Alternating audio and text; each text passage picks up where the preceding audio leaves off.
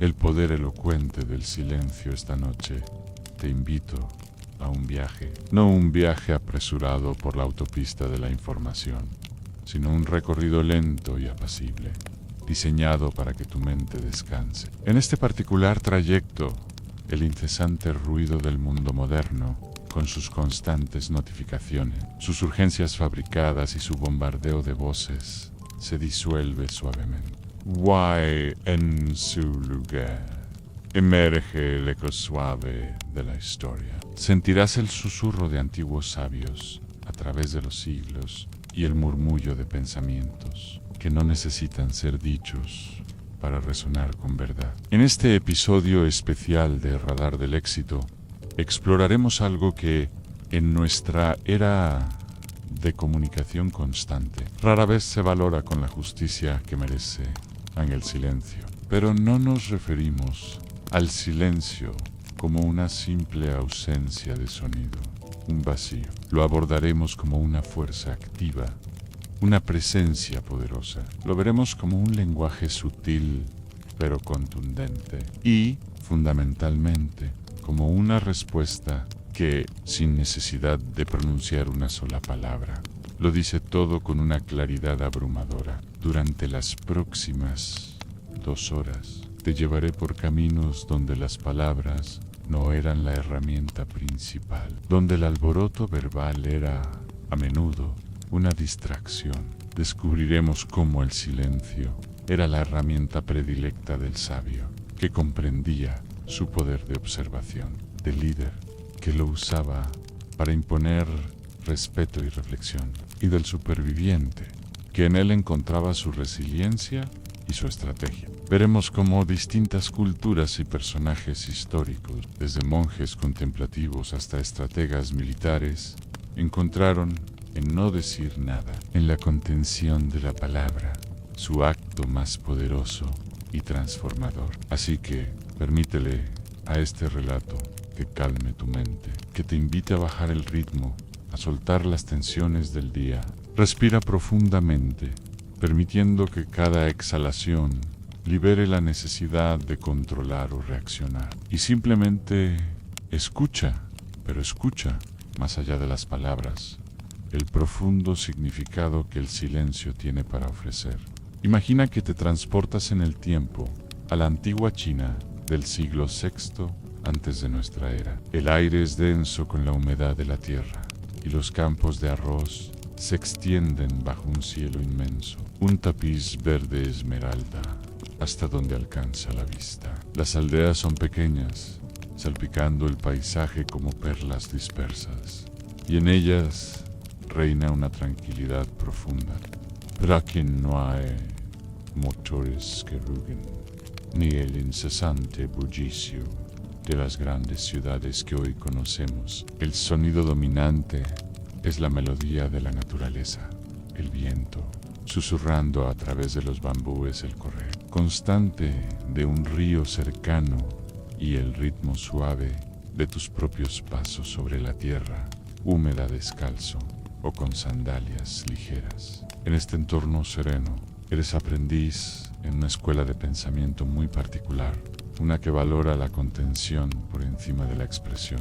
Es una escuela donde las lecciones no se dictan con grandes discursos, sino que se absorben a través de la observación y la práctica. Aquí, nadie levanta la voz en discusiones acaloradas, ni se interrumpe a un orador, por humilde que sea su contribución. Tu maestro habla poco, su presencia es un ancla de calma, y, cuando lo hace, sus frases parecen estar cortadas con una precisión milimétrica, cada palabra elegida con un propósito exacto, como una joya engarzada en el aire. Entre palabra y palabra se extienden silencios largos y significativos, pausas que invitan a la reflexión profunda, a dejar que el significado se asiente en el alma antes de que la siguiente idea sea presentada. Esos silencios son tan importantes, sino más, que las propias palabras. Aquí, en este ambiente de reverencia por la quietud, aprendes algo que pocos en el ruidoso mundo moderno llegan a comprender, aunque no responder, no es un vacío, sino una forma de responder por sí misma. Es una respuesta plena de intención, un acto deliberado que comunica más que 1000 palabras. La milenaria tradición taoísta te enseña a fluir con la vida, como el agua que se adapta a cualquier recipiente y siempre encuentra su camino, rodeando obstáculos en lugar de chocar contra ellos. Te enseña a no resistir, a no oponerte a la corriente natural de los eventos, a no forzar las situaciones, reconociendo que algunas cosas se desarrollan mejor por sí solas, y a no corregir lo que no te ha sido pedido corregir, respetando el proceso de cada ser y cada situación. Observas como tu maestro, con su mirada serena y sus ojos que parecen contener la sabiduría de siglos. Observa a los demás hablar sin cesar, a veces en discusiones triviales o argumentaciones inútiles, y solo sonríe levemente. Polk el Sabi, con una certeza inquebrantable que hablar es fácil, que las palabras son baratas y abundantes, pero comprender de verdad, eso requiere calma, una mente desprovista de ruido, un corazón receptivo. Requiere la paciencia que solo el silencio puede otorgar. Poco a poco, sin darte cuenta, tú también empiezas a hablar menos, no por timidez o inseguridad, sino por una creciente claridad y una comprensión de la inutilidad de muchas palabras. Tus silencios dejan de ser un vacío incómodo y se transforman en pausas llenas de presencia, espacios donde la observación se agudiza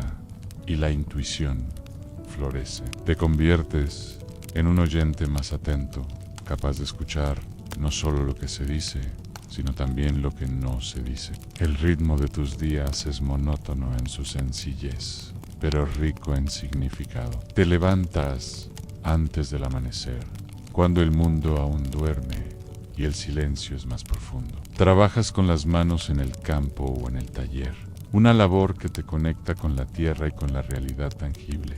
Y, sobre todo, escuchas el mundo, los demás y la voz tranquila de tu propia conciencia. Y cuando te preguntan algo, a veces eliges no responder de inmediato o incluso no responder en absoluto. No por desprecio, sino porque has aprendido, a través de la práctica y la observación, que el silencio puede ser más exacto, más honesto y en última instancia, más poderoso que cualquier torpe formulación de palabras. Sabes que el silencio puede transmitir aceptación, desaprobación o simplemente la necesidad de reflexión. Los ancianos de la aldea, con sus rostros surcados por el tiempo, a menudo repiten que quien habla mucho pierde energía, disipa su fuerza vital, y tú empiezas a sentirlo en tu propio ser. Hablar sin necesidad, por el mero hecho de llenar un espacio o de demostrar algo. Es como dejar escapar el aliento vital en vano, un gasto inútil de la preciosa energía que podría usarse para la contemplación, la acción consciente o la escucha profunda. A veces, alguien se burla de ti por tu tendencia a guardar silencio, por no unirte al chismorreo o a las discusiones sin fin. Pueden llamarte extraño, reservado o incluso tonto, pero tú solo observas, sin reaccionar, sin permitir que sus palabras te toquen. El ruido del otro, sus burlas, sus prejuicios, rebotan contra el aire alrededor de ti. Tú, en cambio, te mantienes como una piedra inamovible en la corriente de un río inquieto en tu centro, presente en el momento, sereno a pesar de la agitación superficial. Esa quietud te da una fuerza inmensa. Ist-ti po de vida. Aunque aparentemente sencilla, no es fácil. No se trata de reprimir tus pensamientos o emociones, de anular tu voz por miedo o por obligación. Se trata de una disciplina consciente, observar antes de intervenir, de sopesar cada situación con calma. Se trata de responder solo cuando hace falta, cuando tus palabras pueden aportar verdadera sabiduría, consuelo o dirección, en lugar de contribuir al ruido. Se trata de usar el silencio como refugio en medio de la tormenta, como una estrategia para ganar perspectiva. Y finalmente, como un lenguaje sutil que comunica más que la elocuencia vacía. Y así en cada día repetido con su rutina, en cada comida sencilla compartida, en cada momento, sin interrupciones, en el cual la mente tiene espacio para respirar. Descubres que el silencio no es una renuncia a la vida, una retirada del mundo. Sino un poder, un poder discreto, sí, un poder invisible a los ojos de aquellos que buscan la grandilocuencia, y sin embargo, un poder profundamente transformador, capaz de cambiar tu percepción del mundo y tu lugar en él. Es un poder que te ancla, te centra y te permite escuchar la melodía oculta de la existencia. Ahora viajamos en el tiempo a Roma, el corazón palpitante de un imperio que crecía sin cesar, no solo por sus legendarias conquistas militares y la disciplina férrea de sus legiones, sino también por su poder político, su avanzada jurisprudencia y, crucialmente, su retórica. Roma era una ciudad vibrante, un torbellino constante de voces, debates, pleitos y elocuencia. Aquí en el vasto foro romano y en las bulliciosas asambleas, el arte de hablar bien, de persuadir y conmover con la palabra era tan importante, si no más que vestir con elegancia las togas más finas o demostrar la riqueza con fastuosos séquitos. La capacidad de convencer a las masas, de debatir con agudeza intelectual, de deslumbrar con palabras ingeniosas y argumentos poderosos, de brillar en el Contio o el Senado, era casi una religión cívica, una vía directa hacia la fama y la influencia. Los oradores eran héroes populares, sus discursos, espectáculos que congregaban a multitudes y, sin embargo, en medio de ese estruendo retórico incesante, de esa competencia feroz por la atención y la palabra más ingeniosa, vivió un hombre singular que contra toda corriente creía firmemente que la verdadera sabiduría no gritaba ni se imponía con grandilocuencia. Un hombre que defendía que la verdad no necesitaba de la oratoria pomposa para ser escuchada y comprendida. Ese hombre era Cayo Musonio Rufo. Musonio Rufo fue un filósofo estoico de una coherencia admirable, un maestro de vida cuya influencia se sentiría por generaciones, siendo el venerado mentor de figuras tan prominentes como el mismísimo Epicteto, de quien hablamos antes, y elogiado por Plinio el Joven. Era un defensor ferviente y apasionado del valor incalculable del silencio, de la moderación en todas las cosas, en el comer, en el vestir, en el hablar, y de la virtud como el único bien verdadero, el único camino hacia la eudaimonia, a diferencia de muchos de sus contemporáneos y predecesores, que buscaban la fama a través de la escritura de extensos tratados o la gloria de la oratoria en público. Musonio no dejó una vasta obra de volúmenes filosóficos complejos. Sus enseñanzas no se encuentran en largos pergaminos escritos por su propia mano, sino que han llegado a nosotros principalmente a través de las notas de sus alumnos. No buscaba la gloria efímera del aplauso fácil o la vanidad de ser el orador más célebre de su tiempo. En lugar de eso, enseñaba con el ejemplo vivo de su propia existencia, encarnando la filosofía que predicaba. Sus lecciones se impartían con frases breves, concisas, casi aforísticas, que se clavaban en la mente y el corazón de sus alumnos. Y quizás lo más distintivo y revolucionario en la cultura romana de la época, sus enseñanzas estaban puntuadas por silencios profundos y significativos, pausas que invitaban a la reflexión intensa, a meditar no solo en lo dicho, sino y quizás más importante, en lo no dicho, a encontrar sus propias verdades en el eco de la quietud. Esos silencios eran tan importantes sino más que las propias palabras. Musonio vivía con una sencillez radical, una austeridad que contrastaba violentamente con el lujo desmedido y la ostentación de la élite romana. Rechazaba el lujo desmedido de las villas y las vestimentas, la fama transitoria que se desvanecía con la siguiente moda, y el aplauso vacío de las masas, que él consideraba una forma de esclavitud externa. Su filosofía no era teórica o académica, sino una práctica diaria, una forma de vida encarnada en cada uno de sus actos. Incluso cuando fue arrestado por sus ideas, por su integridad incorruptible y su negativa a comprometer sus principios morales en un entorno político notoriamente corrupto e inestable, y Roma, es bien sabido, no era ajena a la persecución de filósofos incómodos con el statu quo.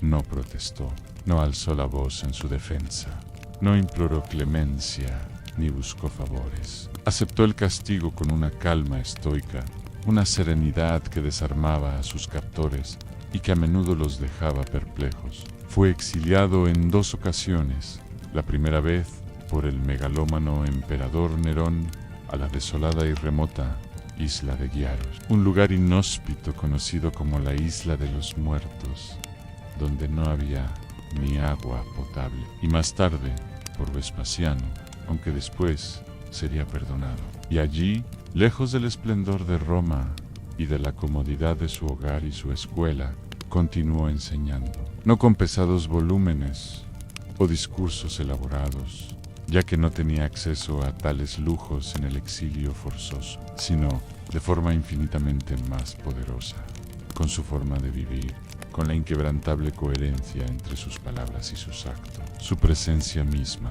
su calma inalterable frente a la adversidad extrema. Era una lección andante de virtud, resiliencia interior y autodominio. Hay una historia transmitida por sus discípulos que se cuenta sobre una de sus clases y que ilustra de forma magistral su método de enseñanza y su profunda apreciación del silencio. Durante una discusión en el pórtico o en su escuela, uno de sus alumnos, joven e impetuoso, lleno de la vehemencia de la juventud y el deseo de impresionar, interrumpió la lección, ansioso por demostrar su conocimiento, por lucir su retórica recién adquirida, por ganarse la aprobación del maestro. Musonio lo miró con esa mirada profunda y penetrante que lo caracterizaba, una mirada que parecía ver a través del alma, y luego, en lugar de corregirlo o reprenderlo verbalmente, guardó un silencio prolongado y expectante. El joven, inicialmente lleno de confianza, pronto comenzó a sentirse incómodo. Esperó una corrección verbal, reprimenda, o al menos una respuesta del maestro, pero Musonio permaneció en silencio, su quietud llenando el espacio y magnificando la interrupción del alumno. Finalmente, Musonio bajó la mirada con una suavidad que no denotaba debilidad y con una voz tranquila, sin rastro de enfado, frustración o juicio, dijo a veces: responder es quitarle al otro la oportunidad de escucharse a sí mismo. Esta frase, tan simple en su formulación, encapsula la esencia de su pedagogía y la profunda filosofía del silencio. Musonio creía que el silencio no era una ausencia de comunicación, una falta de ideas o un signo de debilidad. Vogue, al contrario, lo consideraba una forma de claridad suprema, un espacio donde la verdad podía revelarse sin ser oscurecida por el exceso de palabras. Una pausa necesaria para la asimilación profunda, una respiración entre las ideas, un lienzo en blanco sobre el cual la comprensión podía ser pintada, no por el maestro, sino por la propia mente del oyente. Era el acto de permitir que el otro encontrara su propia voz interior. Muchos en Roma se reían de su estilo tan austero, de su vestimenta sencilla, que desentonaba con la de los senadores, de su desprecio por las costumbres opulentas y ruidosas de la élite. Otros lo evitaban, quizás por miedo a verse reflejados en la quietud de su presencia, a que su silencio desenmascarara las vanidades, las superficialidades y las contradicciones de sus propias vidas. Pero quienes lo comprendían verdaderamente, aquellos que se comprometían con su filosofía, no solo de palabra, sino de hecho, sabían que su poder no residía en las palabras que pronunciaba, por sabias que fueran, sino en la serenidad inquebrantable de su presencia, en su capacidad para mantenerse imperturbable en medio de la adversidad, para observar el mundo sin juicio, apresurado y sin la necesidad compulsiva de intervenir o opinar constantemente. En una época donde los senadores competían encarnizadamente por hacerse oír en el Senado, por captar la atención del emperador y de la multitud, con sus discursos más elocuentes y sus diatribas más dramáticas. Musonio calaba. Y ese silencio, esa quietud profunda que emanaba de su ser, tenía más peso, más autoridad y más verdad que un discurso completo, cuidadosamente elaborado y pronunciado con toda la pompa retórica. Su silencio no era vacío, era un acto de desafío a las convenciones de su tiempo, una afirmación rotunda de una verdad más elevada, una que no necesitaba ser justificada con ruido. Él enseñó que el carácter verdadero, la integridad de un individuo, la fuerza moral, no se defienden con gritos o con acusaciones, ni con argumentos incisivos que buscan humillar al oponente, ni con la ira destructiva que consume a quien la experimenta. Se defiende con la presencia serena, con la constancia inquebrantable en los principios, con la coherencia absoluta entre lo que se profesa y lo que se vive, y, en última instancia, con ese tipo de silencio que no necesita explicación, que habla por sí mismo a través de la autenticidad innegable del ser. El legado de Cayo Musonio Rufo no es una biblioteca de volúmenes polvorientos, es una vida coherente, vivida en total alineación con sus principios filosóficos. Es una vida silenciosa en su expresión externa, una vida que no buscó los reflectores, pero que fue profundamente elocuente en su testimonio. Una vida que demostró que la filosofía no es solo para el aula o el debate académico, sino para la arena de la existencia cotidiana. Un faro para aquellos que buscan vivir con sabiduría y virtud. Y tal vez en este momento de tu propia vida, cuando el mundo moderno parece empujarte incesantemente a hablar, a responder de inmediato o a reaccionar impulsivamente a cada estímulo digital o social, a llenar cada espacio con tu voz, a tener una opinión sobre todo. La historia de Musonio Rufo te susurra muy bajito desde la antigüedad que no hace falta, que no siempre es necesario responder, que no todo requiere una opinión instantánea o una intervención verbal, porque a veces, en la prisa por ser escuchado, nos perdemos la oportunidad invaluable de escuchar de verdad, no solo a los demás, sino a nuestra propia voz interior. Y a veces, lo más sabio, lo más poderoso, lo más empoderador, es no decir nada en absoluto. Ahora deja que el bullicio del mundo romano se disuelva suavemente en la distancia, y que tu mente viaje con una ligereza etérea hacia el lejano oriente, hacia las montañas brumosas de Japón, un paisaje donde la naturaleza y la espiritualidad se entrelazan con una belleza serena y profunda. Allí donde el musgo aterciopelado cubre las piedras milenarias con un manto verde intenso, y los templos se alzan, serenos y silenciosos, entre los delicados cerezos que florecen y se desvanecen con la efímera belleza de la impermanencia. Es un lugar donde cada elemento natural parece haber encontrado su propio silencio interior, invitándote a hacer lo mismo. Entramos en un monasterio zen del siglo XIII, un recinto de madera y piedra donde el tiempo parece detenerse, o, al menos, fluir a un ritmo que el mundo exterior ha olvidado por completo. Aquí no hay relojes que dicten la prisa frenética de la vida moderna, ni la constante tiranía de las notificaciones. No hay voces elevadas, ni gritos, ni discusiones acaloradas que rompan la quietud. Solo el sonido rítmico y constante del agua cayendo en un estanque, gota a gota, como un metrónomo natural que marca el compás de la existencia. Vigil, eco suave y reverente de los pasos descalzos sobre él. Un murmullo apenas audible que se pierde en la vasta quietud del recinto. Una melodía de movimiento consciente. En este santuario, el silencio no es una casualidad, ni una mera ausencia accidental de ruido ambiental. Es una disciplina consciente y rigurosa, cultivada con devoción. Es una forma elevada de respeto hacia el espacio sagrado, hacia los demás seres que comparten este camino y, fundamentalmente, hacia uno mismo y la propia práctica interior.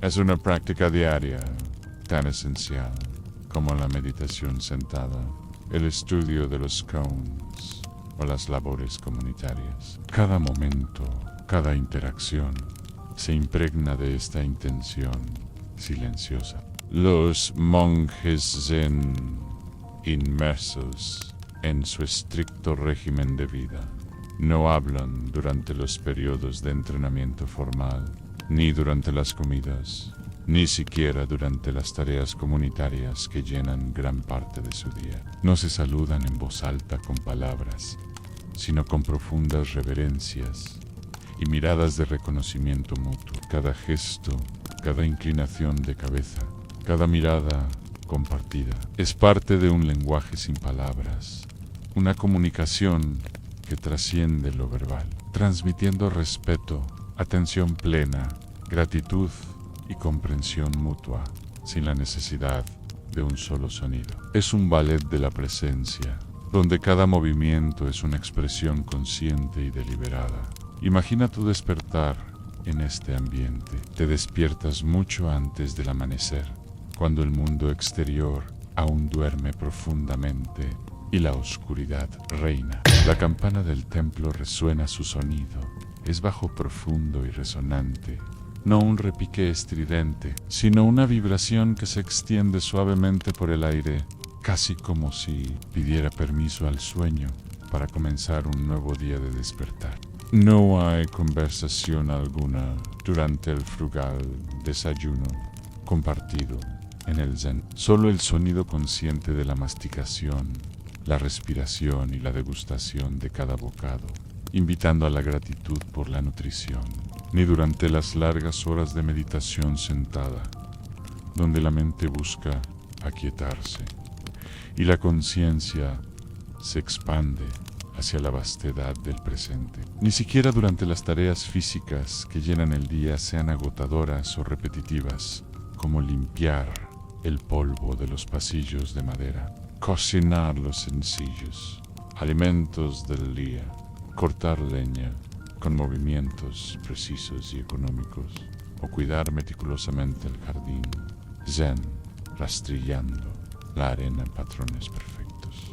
Todo esto lo haces en silencio, no porque esté explícitamente prohibido hablar con una regla rígida, sino porque el monje comprende con una certeza profunda que hablar. El acto de externalizar palabras interrumpe algo mucho más profundo, la conexión ininterrumpida con el presente, la inmersión total en el aquí y ahora. El silencio permite una concentración plena e inquebrantable, una fusión completa con la actividad que se está realizando, una conciencia aguda de cada fibra del ser involucrada en la tarea. Es un acto de atención plena en su forma más pura, donde la acción y el ser se vuelven uno. Los maestros zen, a través de sus enigmáticos koans y sus enseñanzas orales directas, dicen que cada palabra innecesaria es una capa más que cubre la verdad esencial, oscureciendo la claridad inherente de la realidad. Argumentan que cuando hablas por costumbre, por el mero impulso de llenar un vacío incómodo por ansiedad, o por la necesidad de ser reconocido, de demostrar algo o de controlar una situación, te alejas inexorablemente de lo real, de la experiencia pura. Te desconectas de la hora, de la vida que se despliega momento a momento, sin filtrar y sin juicio. El silencio, en cambio, actúa como un disolvente, despojando esas capas superpuestas de pensamiento y parloteo mental, revelando la claridad subyacente y la simplicidad radical de la existencia. Es un camino hacia la percepción directa en las intrincadas y profundas ceremonias del té, por ejemplo, que son verdaderas meditaciones en movimiento. Cada gesto del anfitrión, desde la forma en que se purifican los utensilios hasta la manera en que se vierte el agua caliente y se sirve el mate, tiene un propósito estético y espiritual, una coreografía de significado que habla por sí misma. Verter el agua, girar la taza con precisión, inclinar la cabeza en señal de gratitud o respeto. Todo está imbuido de un significado simbólico y práctico, un universo de detalles que se suceden con una precisión y gracia asombrosa, una danza de la presencia consciente, pero nadie explica nada con palabras durante la ceremonia. Todo el conocimiento, la historia y la profundidad se transmiten con gestos exactos, con pausas deliberadas que permiten la contemplación y con respiraciones sincronizadas que invitan a los participantes a entrar en el mismo estado de concentración, reverencia y quietud mental. Es una lección de presencia que trasciende la razón y se experimenta con el cuerpo y el espíritu. Hay historias fascinantes de discípulos que pasaban años, a veces décadas, junto a su maestro Zen, sin intercambiar más de unas pocas frases fundamentales, a menudo en forma de koans o respuestas crípticas a preguntas profundas.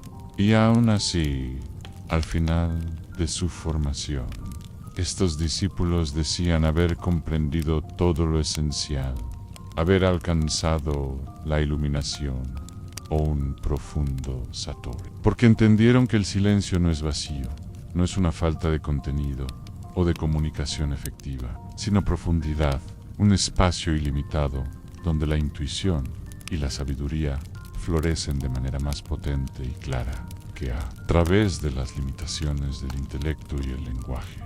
La verdad se revela en la quietud.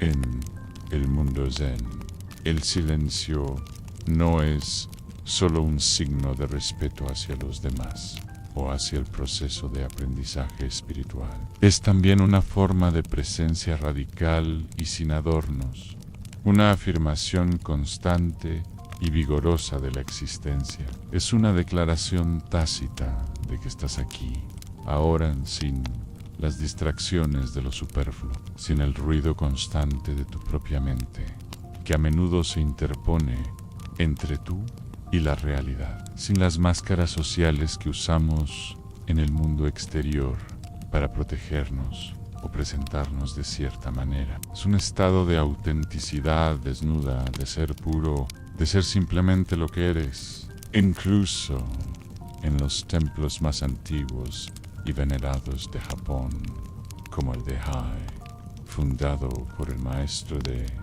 Hin, uno de los pilares del Zen Soto, uno siente que las paredes mismas, los siglos de silencio contemplativo que han absorbido, han aprendido a callar, y al callar, al despojarse de la necesidad de voz o de expresión verbal, han aprendido a ver, a percibir la esencia de las cosas con una claridad asombrosa. Las piedras en el jardín, los árboles que crecen lentamente, el aire que se mueve, todo respira con una voz inaudible, una melodía de la existencia que solo el silencio permite escuchar y comprender en su totalidad. Los monjes en su profunda comprensión y práctica del Zen, no consideran el silencio como una técnica más, una herramienta para alcanzar un fin. Lo ven como una forma de liberación de las ataduras de la mente discursiva y el ego. Es un retorno a lo que es esencial en la experiencia humana, a la naturaleza primordial de la conciencia. Es el camino hacia lo que está más allá del pensamiento dualista y de las limitaciones inherentes del lenguaje. Es la vía para experimentar la naturaleza búdica, a la verdad que no puede ser expresada con palabras, pero que se siente en lo más profundo del corazón y del ser. Y tú, al observar este mundo que se mueve con tanta lentitud, con tanto cuidado, con tanta reverencia por lo simple y lo esencial, al permitirte ser parte de su quietud, puedes empezar a sentir algo que no necesita explicación racional. No es algo que se pueda definir o analizar con la lógica. Es una tranquilidad que no exige respuestas ni soluciones. Una paz que se asienta en tu ser sin condiciones. Es una sabiduría que no necesita ser dicha para ser profundamente comprendida, porque se experimenta directamente, sin intermediario. Porque en estos templos sagrados, en estas vidas dedicadas a la quietud y la presencia, en cada gesto consciente, en cada respiración consciente, en cada momento de observación pura, el silencio no es un espacio entre palabras, es el mensaje en sí mismo, es la verdad manifestada, esperando ser descubierta en la ausencia de ruido. Cierra los ojos por un momento y déjate llevar ahora hacia otra época, hacia otro continente, un mundo vibrante y complejo, muy distinto a la China meditativa o la Roma retórica. Estás en Estambul, la majestuosa ciudad que se extiende a ambos lados de un estrecho vital entre dos continentes. Es el siglo XVI. El Imperio Otomano está en su apogeo. Su vasta influencia se extiende por tierras lejanas. Y la opulencia de su capital es legendaria, un imán para mercaderes, eruditos y aventureros. Las cúpulas doradas de las mezquitas y los palacios resplandecen bajo la intensa luz del sol que se derrama sobre el Bósforo. Ese estrecho vital que fluye tranquilo, conectando mares y continentes y sirviendo como una arteria comercial ininterrumpida. Y dentro de los intrincados muros del palacio de Topkapi, el corazón latente y secreto del imperio. Todo es lujo deslumbrante, entrega constante y una calma que, por momentos, parece casi irreal, casi antinatural en un centro de poder tan absoluto y despiadado. Aquí, en este microcosmos de decisiones trascendentales, conspiraciones susurradas y luchas por la influencia, el silencio también tiene un poder inmenso, pero su naturaleza es radicalmente diferente a las que hemos explorado. No es un silencio espiritual, buscado para la iluminación o la conexión con lo divino, como el de los monjes zen, ni es un silencio moral, cultivado como virtud personal y muestra de fortaleza interna, como el de los filósofos estoicos de Romanaki en la corte otomana.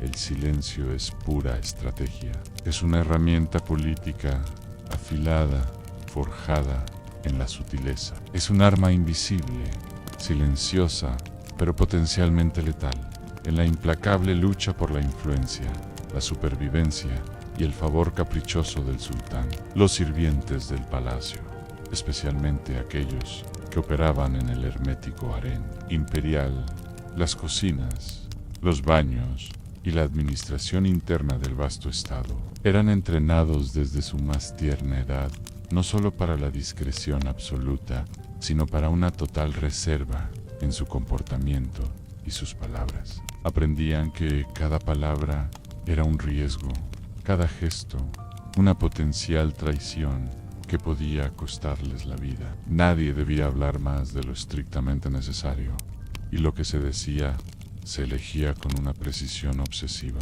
como si cada sonido fuera oro. Todo movimiento, cada inclinación de cabeza, cada mirada, estaba meticulosamente medido, calculado en sus posibles implicaciones. Una mirada oportuna, un asentimiento sutil, podía significar un ascenso vertiginoso en la compleja jerarquía palaciega. Un suspiro inoportuno o un murmullo fuera de lugar, escuchado por oídos indiscretos, podía significar una caída en desgracia, un exilio doloroso o incluso la sentencia de muerte. En la compleja y jerárquica corte otomana existía un grupo muy particular que encarnaba este poder del silencio con una maestría sin igual a los eunucos negros. Eran los responsables de la gestión y seguridad del harén imperial, custodios de las mujeres del sultán y por extensión,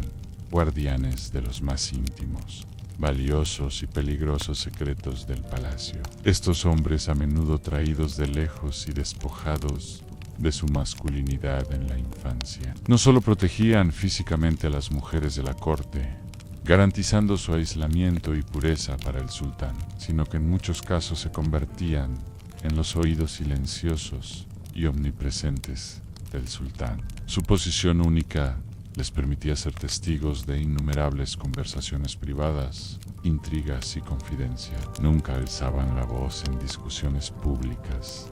Rara vez ofrecían opiniones no solicitadas en reuniones formales, pero lo sabían todo. Escuchaban cada susurro que se deslizaba por los pasillos. Observaban cada interacción, memorizaban cada detalle, cada alianza que se tejía, cada resentimiento que crecía. Su silencio no era una señal de ignorancia o de falta de perspicacia. Era, por el contrario, una manifestación elocuente de su inteligencia superior, de su astucia y de su control sobre el flujo de información vital. Con ese silencio, con esa capacidad para observar sin ser observados y para escuchar sin ser oídos, acumulaban un poder tan denso, tan cargado de información sensible y potencial. Influencia que pocos, incluso los visires más poderosos y los generales más temidos, se atrevían a subestimarlos. Eran sombras efectivas, temidas y respetadas por igual, guardianes de un poder que emanaba de su discreción.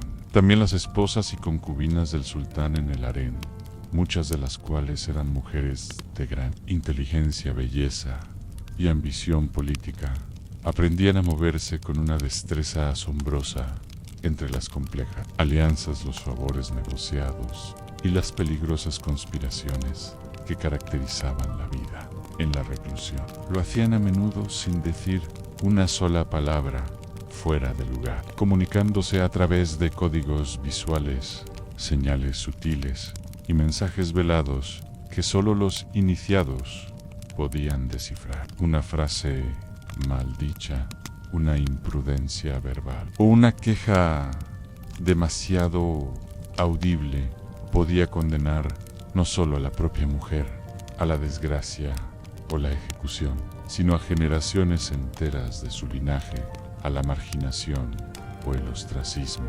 Una pausa calculada en una conversación, una mirada significativa, un gesto sutil con el velo o la mano, en cambio, podía salvar un linaje, asegurar el ascenso de un hijo a una posición de poder o desviar un complot peligroso. Su supervivencia y la de sus hijos dependían de la elocuencia de su mutismo estratégico. Incluso el propio sultán, la figura más poderosa y temida del imperio, desde su suntuosa sala de audiencia, solía recibir a los embajadores extranjeros y a sus propios dignatarios en un aura de majestuoso silencio. Los observaba con una mirada impenetrable, evaluándolos, midiéndolos. Rara vez hablaba directamente.